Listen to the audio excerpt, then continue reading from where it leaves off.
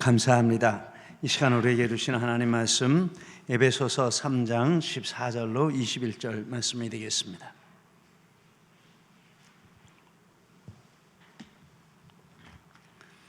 에베소서 3장 14절로 21절 말씀이 되겠습니다.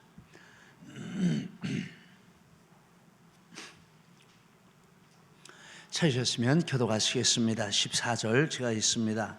이러므로 내가 하늘과 땅에 있는 각 족속에게 이름을 주신 아버지 앞에 무릎을 꿇고 비노니 그의 영광의 풍성함을 따라 그의 성령으로 말미암아 너희 속사람을 능력으로 강건하게 하시오며 믿음으로 말미암아 그리스도께서 너희 마음에 계시게 하시옵고 너희가 사랑 가운데서 뿌리가 바뀌고 터가 굳어져서 함께 있습니다. 능히 모든 성도와 함께 지식에 넘치는 그리스도의 사랑을 알고 그 넓이와 길이와 높이와 깊이가 어떠함을 깨달아 하나님의 모든 충만하신 것으로 너희에게 충만하게 하시기를 구하노라.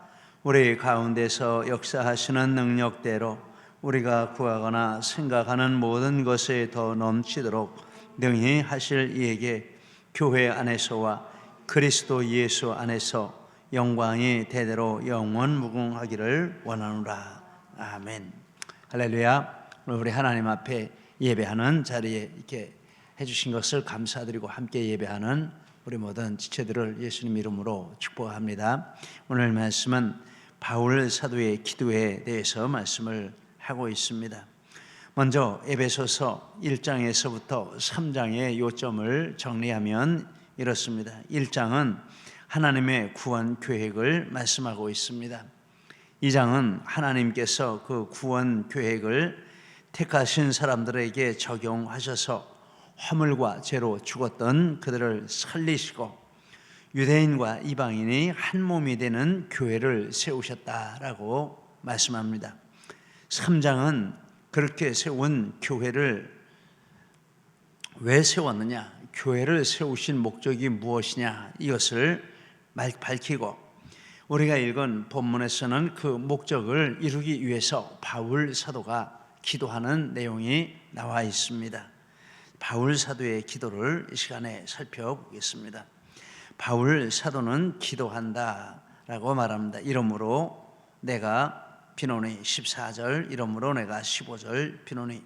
이러므로라는 것은 3장 1절로 13절에서 밝힌 교회의 존재 목적, 그것을 말했기 때문에 그 목적에 근거해서 하나님 앞에 기도한다라는 뜻입니다.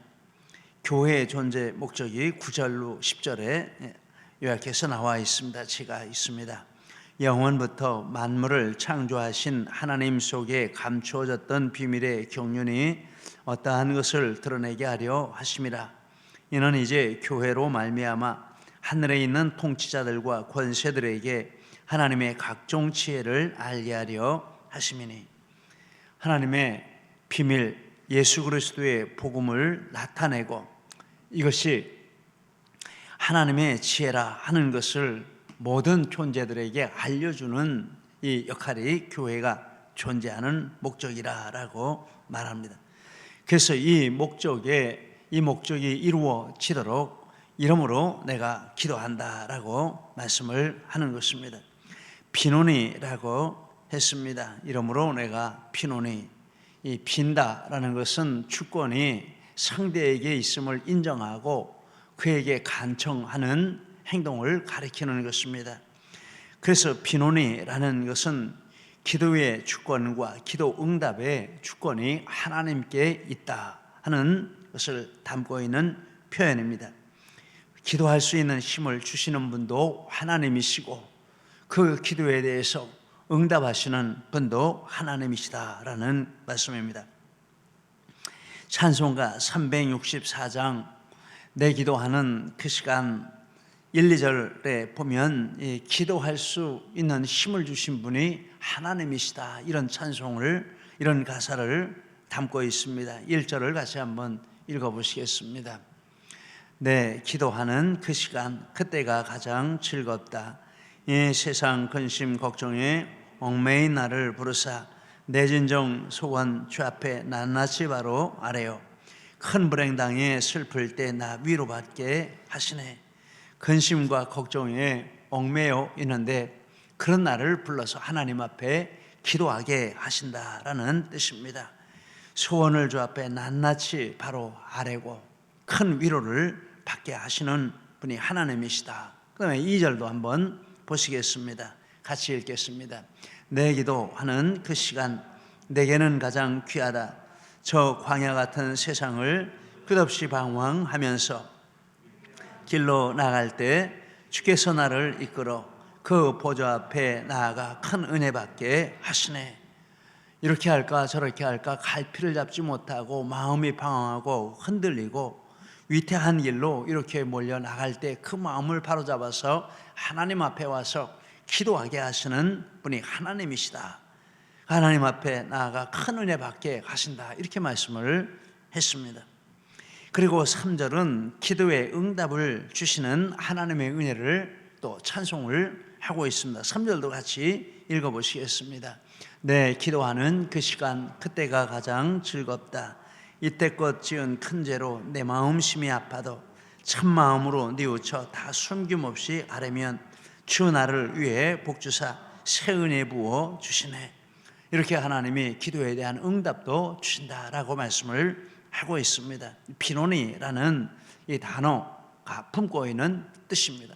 기도하게 하시는 분도 하나님이시고 그 기도에 좋은 것으로 응답해 주시는 분도 하나님이시다라는 말씀입니다. 그리고 이러므로 피노니, 아까 말씀드린 대로 이것은 교회가 존재하는 그 목적이 이루어지도록 하나님이 역사하시기를 기도한다라는 뜻입니다. 성경을 쭉 읽어보면 바울 사도께서 당신의 입으로 당신을 위해 기도하신 그런 내용은 찾아볼 수가 없습니다. 오직 하나님의 뜻을 위해서, 교회를 위해서, 성도들을 위해서 기도를 했습니다. 그리고 다른 사람들에게 기도 부탁을 한 것도 있는데 그 내용도 복음 전파, 사명 감당 이런 것을 잘할 수 있도록 기도해 달라 이런 부탁을 했지, 당신의 안일에 관한 것, 당신 개인의 사적인 문제에 관한 이런 기도 부탁은 나오질 않습니다. 바울 사도의 기도의 내용은 그것이었습니다. 하나님의 뜻을 이루는 것, 하나님이 세우신 교회를 통해서 교회의 존재의 목적을 성취하여 하나님이 영광 받으시기를 원합니다. 이것이 바울 사도의 기도의 내용이었습니다. 우리도 우리 기도의 내용에 있어서 이렇게 하나님의 뜻을 구하는 은혜가 있으시기를 바랍니다. 그런데 바울 사도는 이렇게 기도하는데 거기에 기도하는 주체가 나오고 있습니다. 내가 피노니라고 했습니다. 바울 사도 자신이 기도한다라는 뜻입니다. 바울 사도는 기도에 대해서 말하고 기도에 대해서 가르치는 사람이 아닙니다. 그 이전에 그는 기도하는 사람이었습니다. 바울 사도를 표현할 수 있는 말들이 많이 있겠지만 그 중에서 빼놓을 수 없는 하나를 고르라고 한다면 바로 바울 사도는 기도하는 사람이라 이거 빼놓을 수 없으리라 생각합니다. 성경을 읽으면서 바울 사도는 어떤 일을 생각하기 전에 기도하고 또 생각하면서 기도하고 생각을 마치고 기도하는 분이고 말하기 전에 말하면서 말한 후에 기도하는 분이고 어떤 일을 시작하기 전에 또 진행해 가면서 또 마치고 나서 기도하는 분이고 그는 기도로 생각하고 기도로 말하고 기도로 행하고 항상 기도하는 기도의 사람이다 이런 생각을 안 할 수가 없습니다. 바울 사도 하면 떠오르는 여러 단어가 있지만 그 중에 기도라는 단어가 떠오릅니다. 기도하는 사람이다. 저는 흉내 내려고 해도 어림도 없다 이런 비교를 해봅니다. 비교해보면 흉내조차도 낼 수가 없는 이런 사람이 접니다. 그래도 그분의 기도에 대해서 생각할 수 있고 말할 수 있다라는 것만으로도 참 감사하다라는 생각합니다. 내가 비노니, 즉 내가 기도하노라 라고 말할 수 있기를 힘써야 되겠다, 이런 다짐도 한 번 더 해봅니다. 여러분, 우리 신앙생활의 생명은, 능력은 기도에 있는 줄 믿습니다.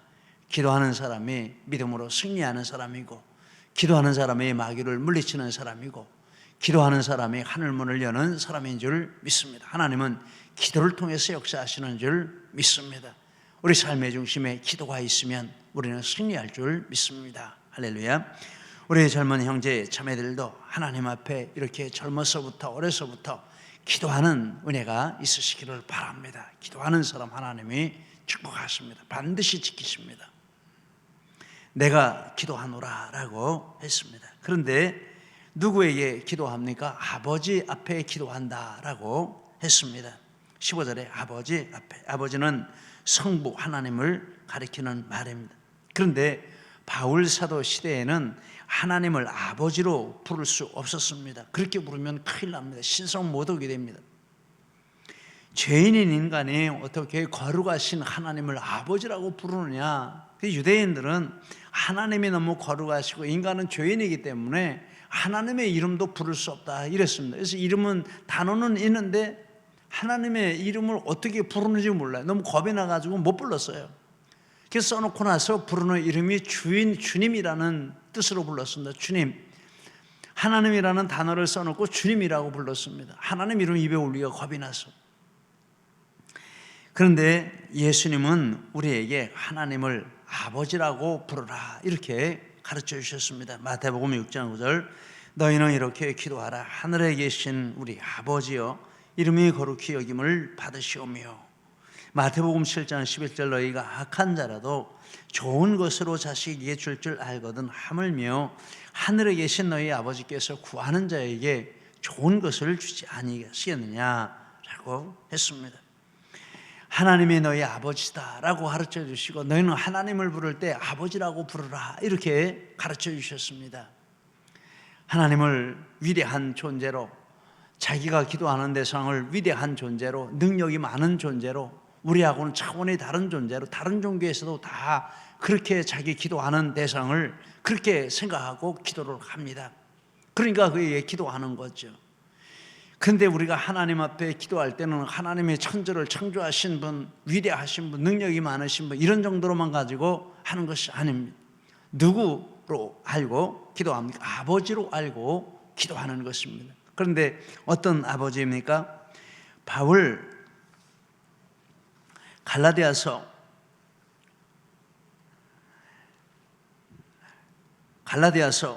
4장 6절에 보면 하나님은 아빠, 아버지라 이렇게 말하고 있습니다. 너희가 아들이므로 하나님이 그 아들의 영을 우리 마음 가운데 보내사 아빠, 아버지라 부르게 하셨나이다. 아빠라 하는 이 말은 지금도 그렇지만 이 성경이 쓰일 당시에도 어린 자녀가 자기 아빠를 전적으로 신뢰하고 의지하고 따르는 것을 나타내는 표현입니다.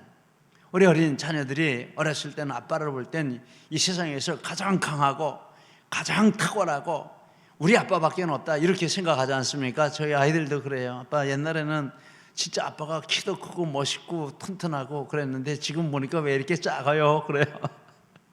어렸을 땐 다 그렇습니다. 근데 하나님을 그렇게 아빠라고 부르라고 그렇게 하셨어요. 로마서 8장 16절, 성령이 친히 우리 영과 더불어 우리가 하나님의 자녀인 것을 증언하시나니. 그래서 예수님이 가르쳐 주신 것과 성령님이 주신 믿음에 따라서 우리는 하나님을 부를 때 이렇게 아버지라고 이렇게 부릅니다. 아빠, 아버지라 이렇게 부르고, 그리고 그렇게 부르는 것은 하나님을 전적으로 신뢰하고 의지하고 따르는 것의 그 믿음의 표현이라는 것입니다. 하나님과의 이런 관계에서 기도의 자리가 있는 것입니다. 바울 사도는 그래서 하나님을 아버지라 이렇게 부르는 것은 첫째는 예수님의 가르치심을 따른 것이고, 둘째는 성령님이 그 마음 가운데 오셔서 그런 능력을 주신 것이고, 이 두 가지 근원에 따라서 하나님을 부를 때 아버지라고 불렀습니다. 아빠, 아버지라고 불렀습니다. 그전에는 바울 사도도 하나님을 아버지라고 부르는 것을 절대 이상하게 생각을 했습니다. 여러분, 하나님이 우리 아빠, 아버지십니다. 그 주님 마음 가운데 믿어지시기를 바랍니다. 그리고 이렇게 부를 때 너무너무 마음이 편안하고 정말 하나님 의지하는 것이 이런 것이로구나 그런 느낌이 들고 또 하나님 아버지 이렇게 말만 해도 마음에 있는 응어리들이 다 녹아내리고 이게 하나님을 아버지라고 부르는 그 은혜입니다. 축복입니다. 이런 은혜가 충만하시기를 바랍니다. 바울 사도가 에베소서에 보면 하나님을 줄곧 아버지라 이렇게 부릅니다. 1장 2절에 아버지라 하는 말은 아빠 아버지라라는 뜻인데 에베소 1장 2절에 하나님 우리의 아버지와 주 예수 그리스도로부터 은혜와 평강이 너희에게 있을지어다. 1장 17절에 영광의 아버지께서 지혜와 계시의 영을 너희에게 주사 하나님을 알게 하시고 2장 18절, 3장 15절, 4장 6절, 5장 20절, 6장 23절 7번이나 하나님을 아버지라 이렇게 부르고 있습니다. 이거는 그 당시에 동시대 유대인들에게는 절대 금기사항이었어요. 그런데 크리스찬들에게는 이것이 너무나도 당연하고 중요한 것이었어요. 이런 차이가 있습니다. 하나님을 아버지로 부르고 기도는 하나님을 아버지로 믿는 사람들이 아버지와 대화하는 형식 중에 하나라는 것입니다. 그래서 이런 차원에서 하나님께 기도하지 않으면 그 기도는 성경적인 기도라 이렇게 말하기 어렵습니다. 바울 사도는 아버지께 기도하고 그런데 또 한 단어가 있습니다. 아버지 앞에 기도한다라고 했습니다. 이 앞에라 하는 말은 향하여라는 뜻입니다. 즉 하나님 아버지를 향하여 기도한다. 즉 기도할 때 다른 것을 향하지 않고 하나님을 향해서 하나님을 바라보며 하나님께 초점을 맞추고 기도한다라는 뜻입니다.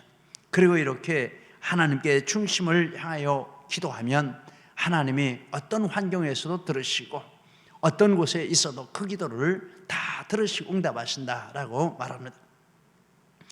열왕기상 8장 35절 이하에 만일 그들이 주께 범죄함으로 말미암아 하늘이 닫히고 피가 없어서 주께 벌을 받을 때 이것을 향하여 기도하며 주의 이름을 찬양하고 그들의 죄에서 떠나거든 주는 하늘에서 들으시고 들으사 주의 종들과 주의 백성 이스라엘의 죄를 사하시고 그들이 마땅히 행할 선한 길을 가르쳐 주시오며 주의 땅에 비를 내리시옵소서.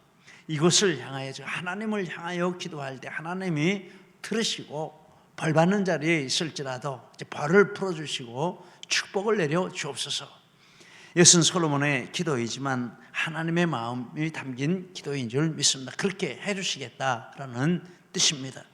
열왕기상 8장 47절 이하에 그들이 사로잡혀간 땅에서 스스로 깨닫고 돌이켜 주께 간구하기를 우리가 범죄하여 반역을 행하며 악을 지었나이다 하며 성전 있는 쪽을 향하여 주께 기도하거든 주는 계신 곳 하늘에서 그들의 기도와 간구를 들으시고 그들의 일을 돌아보시오며 수천리 수만리 멀리 떨어져 있는 곳에서 기도하지만 성전과의 거리는 떨어져 있지만 하나님을 향하여 기도하면 하나님이 하늘에서 직접 응답하신다라고 말하는 것입니다. 우리는 그런 줄 믿습니다. 기도는 하나님 앞에 즉 하나님을 향해서 마음을 두고 기도하면 그것은 하나님이 들으시고 응답하시는 기도가 되는 줄 믿습니다. 여러분 근심거리를 바라보고 그것에 매여서 기도하지 마십시오. 사람을 바라보고 문제를 바라보고 그것에 매여서 기도하지 마십시오. 하나님을 바라보고 하나님 앞에 기도하십시오. 이게 우리의 기도하는 자세입니다. 앞에라 하는 말은 또 하나의 뜻이 있는데 바로 앞에서 이런 뜻이 있습니다. 바울 사도는 하나님 앞에서 하나님 바로 앞에서 하나님이 지금 내 앞에 계시고 나는 하나님 앞에 있다라는 이런 마음을 가지고 기도했다라는 뜻입니다. 그리고 그것은 바울 사도의 마음만이 아니고 사실이 그러한 것을 성경이 말씀을 합니다. 하나님 우리가 기도할 때 가까이 오셔서 바로 앞에서 귀를 기울여 들어주신다 가까이 계신다라고 말씀합니다.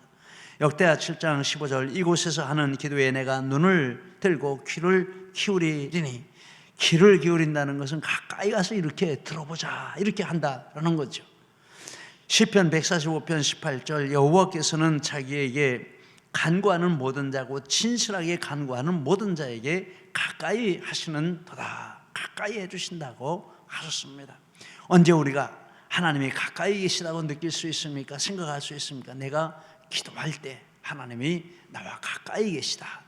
그리고 정말 그런 느낌을 기도 중에 갖는 때도 있습니다. 하나님이 나하고 같이 계시는구나. 어떤 분들은 하나님이 와서 등허리를 쓰다듬는 것처럼, 또 하나님이 와서 이렇게 품에 안아주시는 것처럼 그런 느낌을 기도하는 중에 갖는다. 이런 말씀도 합니다. 틀린 말이 아닌 줄 압니다. 가까이 계십니다. 하나님은 이와 같이 기도하는 사람에게 가까이 하시고 그 기도를 귀를 기울여 들으시고 그에게 좋은 것을 주시고자 하시는 우리 아버지이신 줄 믿습니다. 여러분, 우리가 하나님 앞에 기도하시기를 바랍니다. 이 기도가 축복입니다. 바울 사도는 무릎을 꿇고 기도한다라고 했습니다. 15절에 무릎을 꿇고 비노니, 바울 사도는 기도할 때 항상 무릎을 꿇고 기도한 것 같습니다. 사도행전 2장 20장 36절 이 말을 한 후 무릎을 꿇고 모든 사람들과 함께 기도하니, 바울 사도가 3차 선교 여행을 마치고 예루살렘으로 마지막 올라갈 때 이렇게 여러 도시를 거쳐서 갔는데 그때마다 성도들이 나와서 같이 예배드리고 이렇게 했는데 이별할 때 이렇게 했다라는 것입니다. 기도하는데 무릎을 같이 다 같이 무릎을 꿇고 하나님 앞에 기도했다라고 말합니다. 사도행전 21장 5절에 그들이 다 그 처자와 함께 성문 밖까지 전송하거늘 우리가 바닷가에서 무릎을 꿇어 기도하고, 우리 같으면 그냥 손잡고 기도하겠죠. 근데 바울 사도와 그 당시 성도들은 하나님 앞에 기도할 때는 꼭 이렇게 무릎을 꿇었다라고 말씀을 합니다. 그런데 성경의 다른 곳에서도 기도자들이 무릎을 꿇고 기도하는 것을 말씀을 합니다. 잘 아는 다니엘서 6장 10절 이렇게 말합니다. 다니엘이 이 조서에 왕의 도장이 찍힌 것을 알고도 자기 집에 돌아가서는 윗방에 올라가 예루살렘으로 향한 창문을 열고 전에 하던 대로 하루 세 번씩 무릎을 꿇고 기도하며 그의 하나님께 감사하였더라. 이번에만 처음 무릎을 꿇은 게 아니고 전에 하던 대로 그렇게 했다라고 말합니다. 그러니까 과거에서부터 이 다니엘은 계속해서 기도할 때 무릎을 꿇고 하나님 앞에 기도했다라고 하는 뜻입니다. 예수님도 무릎을 꿇고 기도하셨습니다. 누가복음 22장 41절 이하에 무릎을 꿇고 기도하여 이르시되 아버지여, 만일 아버지의 뜻이거든 이 잔을 내게서 옮기시옵소서. 그러나 내 원대로 마시옵고 아버지 원대로 되기를 원하나이다. 우리 예수님조차도 하나님 앞에 기도할 때는 무릎을 꿇고 기도하셨다라고 말씀을 합니다. 사도행전 7장 59절에 보면 이런 말씀이 있습니다. 그들이 돌로 스데반을 치니 스데반이 부르짖어 이르되 주 예수여 내 영혼을 받으시옵소서 하고 무릎을 꿇고 크게 불러 이르되 주여 이 죄를 그들에게 돌리지 마옵소서. 이 말을 하고 자니라. 돌에 맞아서 피가 튀기고 막 살이 터지고 으깨지고 만신창이가 됐는데, 그런데 무릎을 꿇고 기도했다. 딴 때는 그렇게 안 하다가 이번에 그렇게 마지막으로 했다, 이렇게 할 수 없습니다. 그래서 그 말이 안 되는 거죠. 항상 기도하는 습관은 무릎을 꿇고 하는 그런 기도 습관이 있었기 때문에 거의 본능적으로 무의식적으로 이런 상황 가운데서도 무릎을 꿇고 기도했다, 이렇게 보는 게 맞겠죠. 무릎을 꿇고 기도하다가 죽었습니다. 야, 참 놀라운 일입니다. 이런 상황 가운데서 무릎을 꿇고 기도하다가 죽다, 이거는 상상할 수 없는 정말 놀라운 것입니다. 무릎을 꿇고 기도하는 것은 무엇입니까? 이것은 하나님께 대한 겸손, 진지함, 경외심, 이런 것들을 표현하는 방식입니다. 어떤 몸의 태도와 마음의 태도가 이렇게 틀릴 수는 없는 거죠. 마음이 상대에 대해서 어떤 생각을 가지고 있는 것이 몸을 통해서 나타나는 것이죠. 그래서 하나님 앞에 무릎을 꿇고 기도한다라는 것은 하나님 앞에서 내가 아무것도 아님을 인식하는 겸손한 마음의 표시이고, 하나님이 위대하시고 전능하신 유일하신 하나님이심을 인정하고 두려워하는 경외하는 마음의 표시가 무릎을 꿇고 기도한다라는 것으로 이렇게 나타났다라는 뜻입니다. 저도 청년회 때는 바닥이 마루인 예배당에서, 예전에는 다 바닥이 마루였죠. 의자 있는 데도 뭐 없지 않아 있었겠지만 지금은 다 의자 아니면 안 되지만 예전에는 다 마룻바닥이었습니다. 예배 시간 내내 꼬박 무릎을 꿇고 예배를 드린 그런 기억이 납니다. 또 기도도 무릎을 꿇고 기도했습니다. 새벽 기도 가면 무릎 꿇고 기도하고 무릎 꿇고 예배 드리고. 근데 이제는 다 의자 문화라 예배도 기도도 무릎 꿇고 하는 경우가 거의 없습니다. 그런데 이 말씀을 묵상하면서 저희 기도드리는 자세에 대해서 다시 한번 생각해 봐야 되겠다, 이런 마음이 들어왔습니다. 이렇게 의자에 앉아 드릴 때라도 좀 부러진 모습으로 할 수도 있지 않습니까? 그거 좀 고쳐야 되겠구나. 또 가능하면 무릎을 꿇고 기도할 수 있게 되면 그런 무릎을 꿇고 기도하기를 더 힘써야 되겠다. 이렇게 몸의 자세가 또 마음의 자세도 바꾸어주는 이런 것도 있는 줄 믿습니다. 바울 사도는 이렇게 기도할 때 정식으로 하나님 앞에 무릎을 꿇고 이렇게 높으신 분에게 가서 하는 그런 태도를 가지고 기도를 드렸다라고 말합니다. 또 바울 사도는 하나님에 대해서 하늘과 땅에 있는 각 족속에게 이름을 주신 분이시다, 이렇게 하나님이 하신 일을 말을 합니다. 14절 15절 하늘과 땅에 있는 각 족속에게 이름을 주신 아버지, 각 족속에게 이름을 주셨다라는 말씀은 구원론적 의미가 있습니다. 하나님께서 각 족속에서 택하시고 구원하신 자들에게 이름을 주셨습니다. 무슨 이름을 주셨습니까? 하나님의 자녀라는 이름을 주셨습니다. 그래서 이름을 주신 아버지, 자녀라는 이름을 주셨으니 하나님은 그들에게 아버지가 되시는 것이죠. 그 자녀라는 이름을 주신 아버지, 요한계시록 7장 9절 10절에 각 나라와 족속과 백성과 방언에서 아무도 능히 셀 수 없는 큰 무리가 나와서 흰옷을 입고 손에 종려가지를 들고 보좌 앞과 어린 양 앞에 서서 큰 소리로 외쳐 이르되 구원하심의 보좌에 앉으신 우리 하나님과 어린 양에게 있도다. 각 족속 백성 방언에서 구원받고 하나님의 자녀된 백성들이 하나님 앞에 이렇게 찬양을 한다. 그래서 각 족속에게 이름을 주신 아버지라는 것은 구원론적인 의미에서 각 족속에 택하신 자들을 다 구원하신 그분이시다라는 뜻입니다. 구원자 되신다라는 뜻입니다. 또 이 구절 앞에 보면 하늘과 땅에 있는 각 족속이라고 했습니다.